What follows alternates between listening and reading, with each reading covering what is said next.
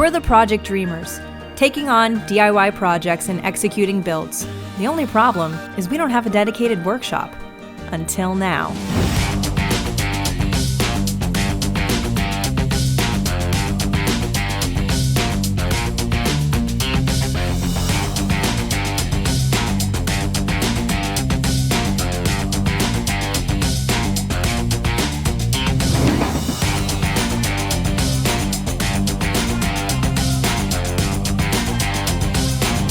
This project has been years in the making. We've done kitchen remodels, closet builds, and built a home library. But our biggest challenge has been not having a designated area to dream, create, build, and organize our tools. In this video, we want to share with you our journey, creating an awesome workshop that fits our current needs. Let's dive into where we started. We carved out a 20 by 20 space in the basement that had been used as a playroom/storage area with the previous owners.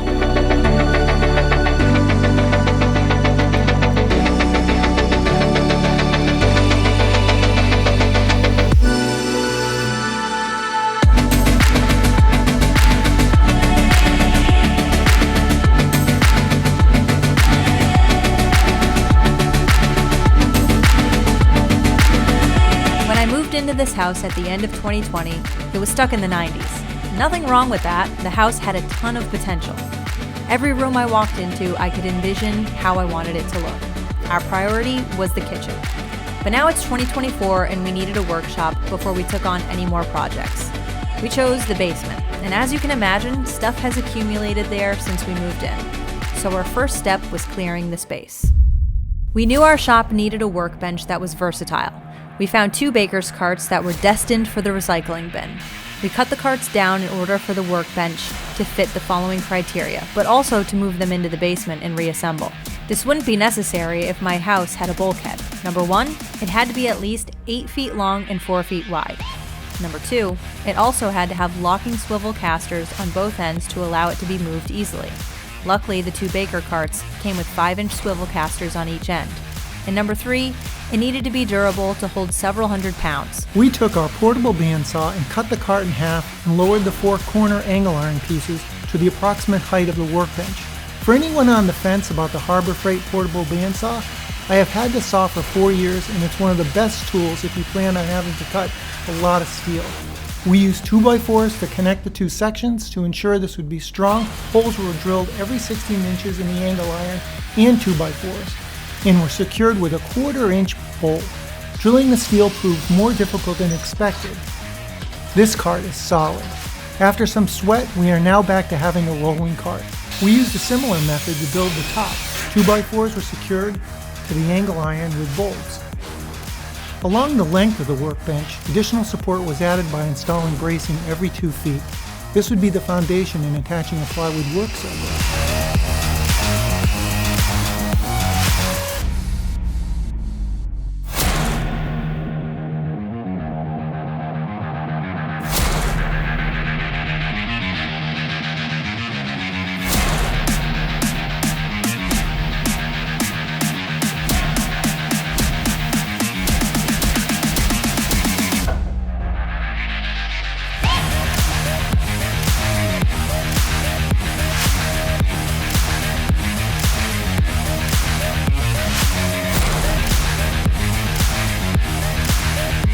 The lower part of the bench also received additional 2x4s.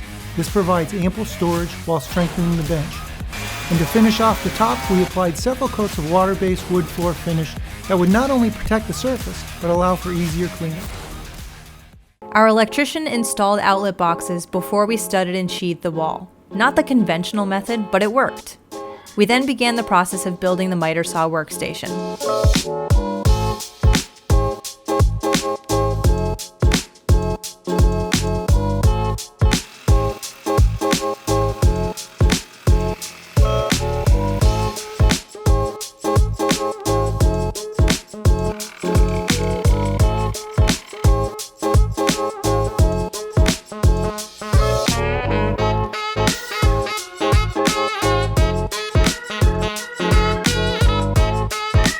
After the wall was in place, we built the platform for the miter saw and built-in toolboxes.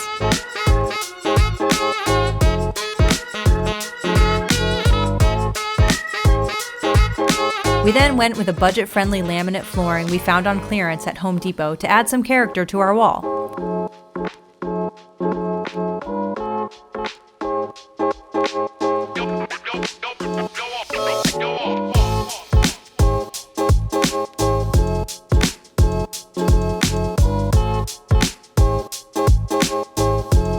Once that was finished, we built the base for the miter saw.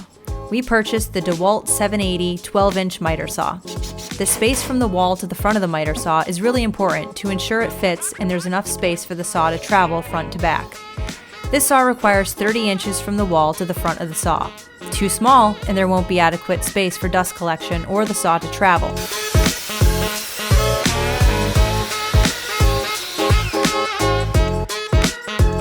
The workspace to the left and right of the miter saw is 55 inches and 36 inches from the floor. This is not only a perfect working height, but it allows optimal space for installing our toolboxes, which after some careful measuring, we were able to just slide right under our workstation. Meanwhile, we came across a drill press on Marketplace for $75. It was just too good a deal to pass up. We repurposed a 3-drawer file cabinet for the drill press to sit on. We then spray painted it black, attached butcher block to the top to better secure the drill press, and added casters for mobility.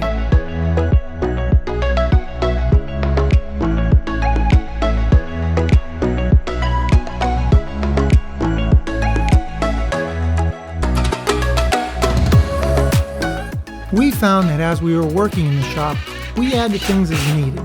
So next we created a simple storage station for all our clamps. Now when we need one, we can grab one quickly. Then we added some extra LED shop lights we had and started assembling our charging station and French cleat wall that would house all our tools. After completing the first 2 walls in the shop, it was clear we needed more storage and we were underutilizing the space.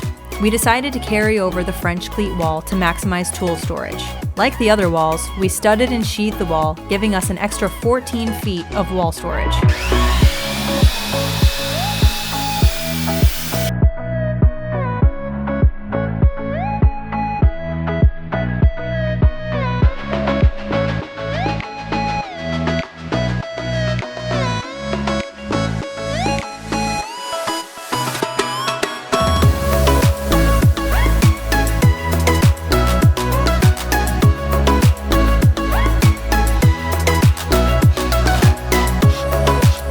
While our electrician added 3 more outlets, we decided to add more basement storage next to the shop and built storage bin shelves.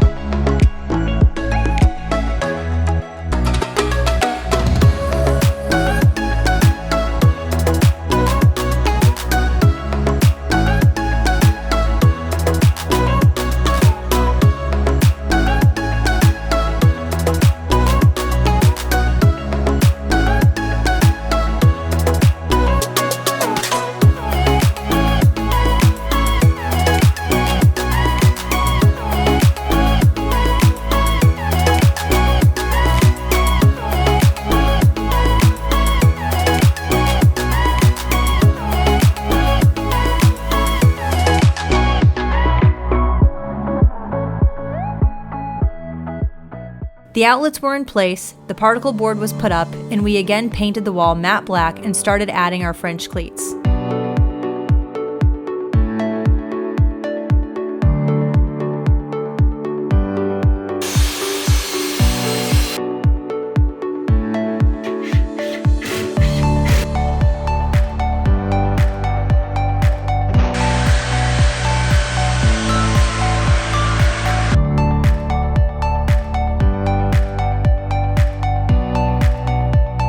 As you can see, the miter saw workstation is already being heavily used, fabricating tool storage that we are installing on the slat wall.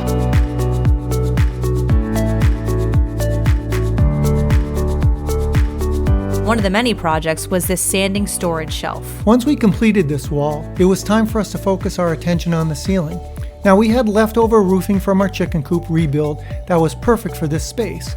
We measured where the outlets were on the ceiling and cut the roofing as needed. Installation went quick and made a great transformation.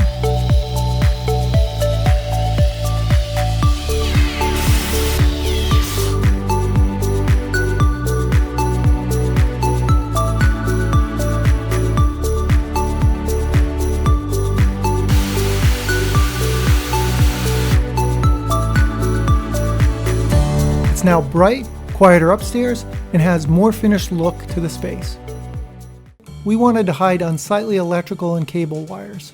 Using a half sheet of plywood and some artistic distressing, we created a faux wood beam that, if you ask me, looks pretty darn fantastic. The key to distressing plywood is a wire brush, chisel, a hammer, and just go to town. What we found in doing this project is that functionality doesn't always have to be the driving force. It's okay to have fun, and this was a fun project. We finished it up with some early American stain. I made a quick trip around the shop and sanded all our surfaces so I could put down several coats of water-based satin floor finish. Quick tip, sand between each coat to 220 grit. You get a great finish.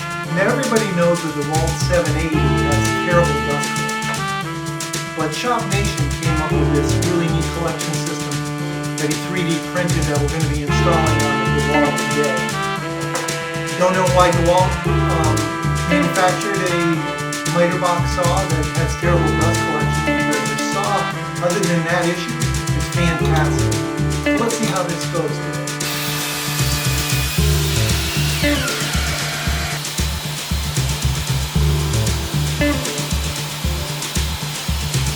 It became evident that once the floor was completed and the shop was looking great, we needed to keep it as clean as possible. Our first project was building a cyclone dust separator cart. I copied a fellow YouTuber on this build and made minor modifications, some by accident.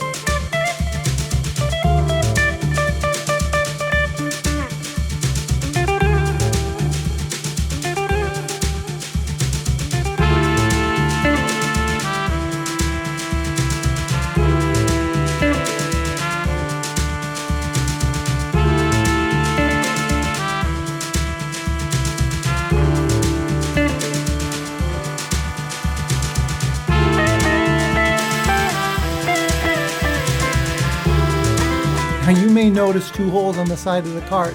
I accidentally used the exhaust port, thinking it was the suction part of the vacuum. Oh well.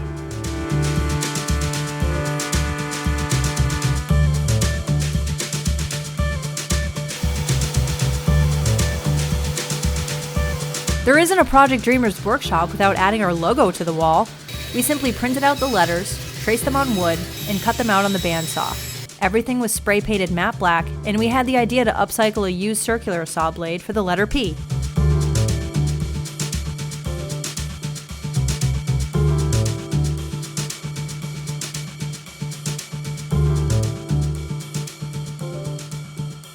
Well, our shop is finally done. Can you believe it? Finally done. I know, we've got a lot we could still incorporate into it, but we're at a place where we can kind of get rolling. So let's get started. You ready? Yep. Thanks for watching. If you enjoyed this video, please consider hitting the subscribe button below. We appreciate your support and look forward to sharing our future projects with you. If you have any comments or suggestions, we welcome your feedback. Keep dreaming!